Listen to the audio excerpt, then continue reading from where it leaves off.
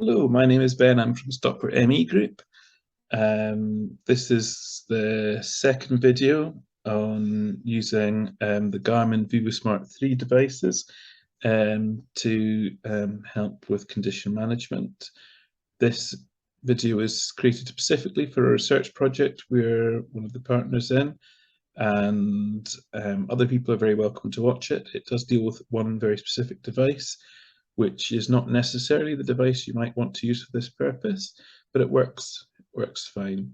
Now, the first video showed you how to charge up and set up the watch as well as the Garmin Connect app. This video is how you then use those things for condition management.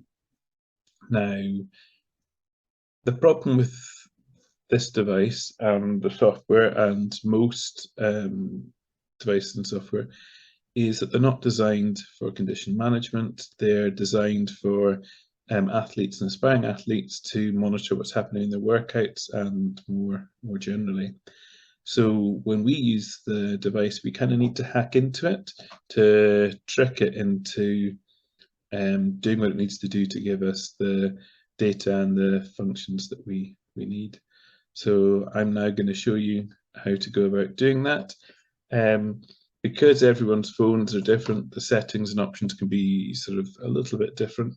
It's also a little bit different for me because before doing this, I tested lots of different devices. So I have half a dozen different devices set up on my Garmin Connect account, but I'll walk you through everything. There's a written guide you can follow, and probably it would be useful if you have that in front of you.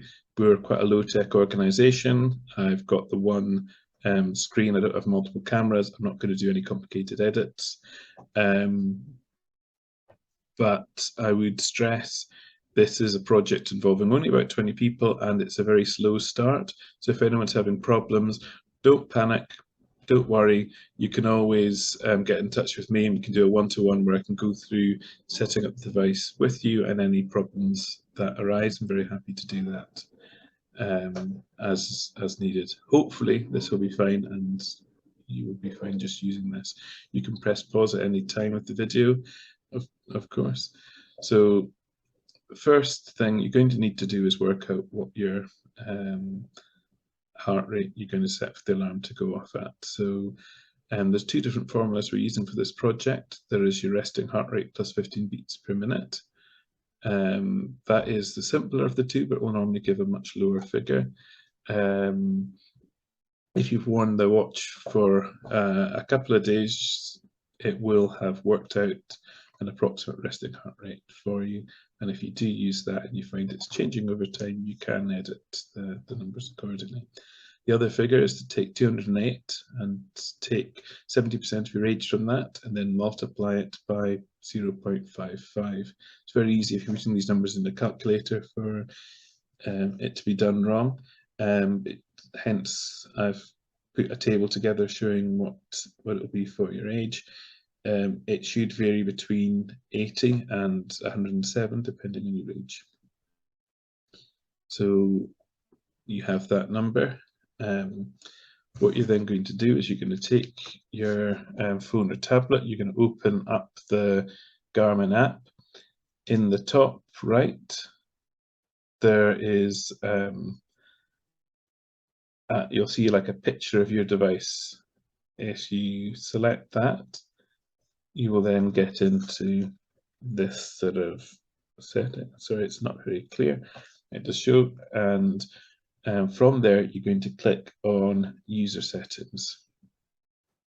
You're going to scroll to the bottom and click on heart rate zones, and you're going to set, you're going to get into this, and that's where you're going to edit the numbers.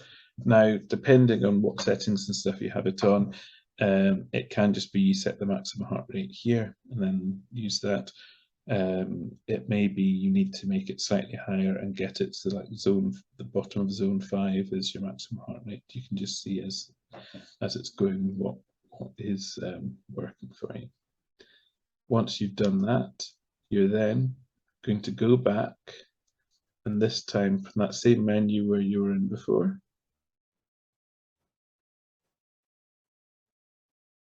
you're going to go into activity options. Now, as I said before, you have to trick the device into thinking you're doing a workout for it to actually have the manual alarm work. And here, suggest you select Other. I don't think it would massively matter which one you select, but I would go for Other. You're then going to see options for alerts and data fields. Click on alerts, make sure that the time and the calories alert is off and that the heart rate alert is on. And then at the bottom, just click on that to select where you want the alarm to go off. So I've gone for setting it for zone 5, which then if you do that, you will just then need to make your maximum heart rate a tiny bit higher and then manually change the number in zone 5 so that it is the number that your magic number, if you like, for when you want the alarm to go off. So once you've done that, that is you've set it up. You will need to sync up the phone, which you can do. You go back into devices in the top right, there'll be a sort of a sync now symbol, just press that and then you're good to go. Next thing you need to do is get your watch, hold down, and you will get an option coming up like this, sort of a prostate person, the 3 dots below. Click on, press that, and then flick through the options, and you get sort of someone doing like a star shape, and select that. Then it will give you an option. It will say tap twice to start stop, but scroll down, click on alerts, and you want to make sure that the time and calorie alerts are off and the heart rate alert is on, and make sure it's on for the right level. So I've made sure it says zone 5, and that ties in with the right zone. And then all you need to do is double tap to start, and you'll see like a time starts going off, and that's how you do this. Now what I would stress is you want this to be running all of the time, more or less, so you only sort of take it off when you're sort of charging the device, so make sure you in the program first. So this will then track your heart rate, and you're good to go. So when it does go off, it's not a very it's quite a gentle vibration, but that's fine. So now I'm going to cover a couple of troubleshooting areas and things to be aware of. So one is that you want to be occasionally syncing up your data on here, so that you can actually look at your data. So that can be quite helpful, and I would do so before ending an activity. You're going to need to charge the device periodically, depending on what different things you're tracking. That could be once a day, once every 2 or 3 days. I'd make sure that when you're charging the device, which doesn't take that long to charge, you're not doing anything too active, such as watching TV, having a little rest, lying down, whatever. Just charge the device, and I'd end the activity program before then, although you don't, strictly speaking, need to. Right, so now I'm going to cover just a couple of things to be aware of. So a good starting point is to note that these devices are waterproof, so you don't need to take them off if you're going to wash dishes, have a shower or bath, go for a swim, anything like that. Ideally, you want to keep them on all the time to do tracking for your heart rate, but obviously you'll need to take them off to charge. There are a few features that you might want to change. I'm going to go through one or two of those now. The first one is the move alert. These devices were really designed with sort of aspiring athletes in mind, so they are trying to encourage you to be more active, which is not necessarily very helpful for us.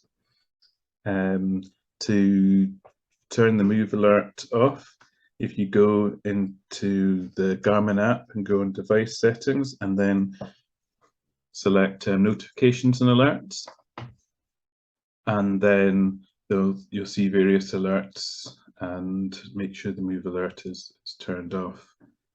You can also,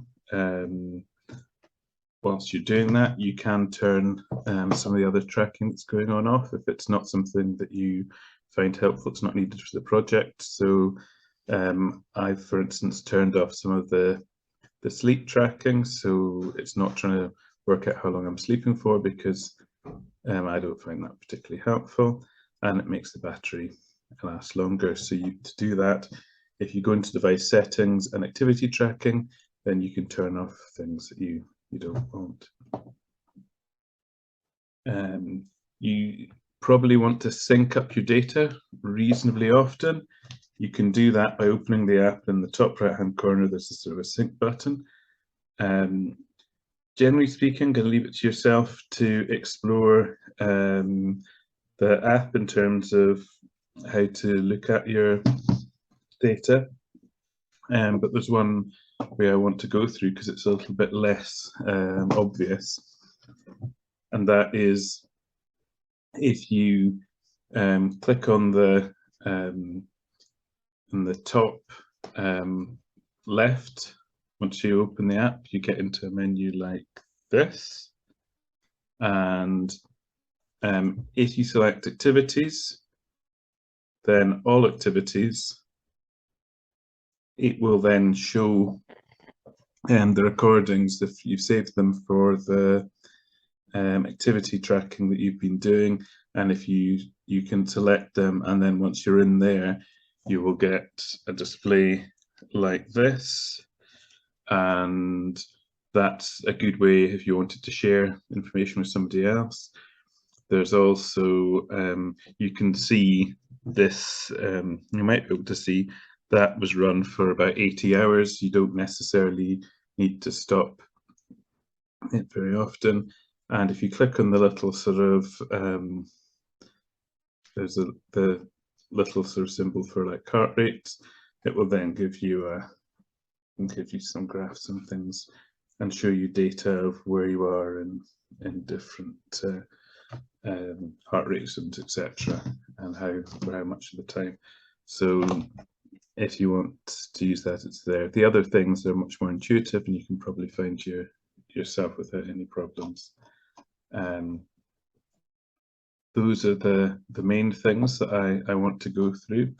I will stress, if you're having any problems, do get in touch. I'm happy to help, and hopefully you are able to use the devices without too many issues.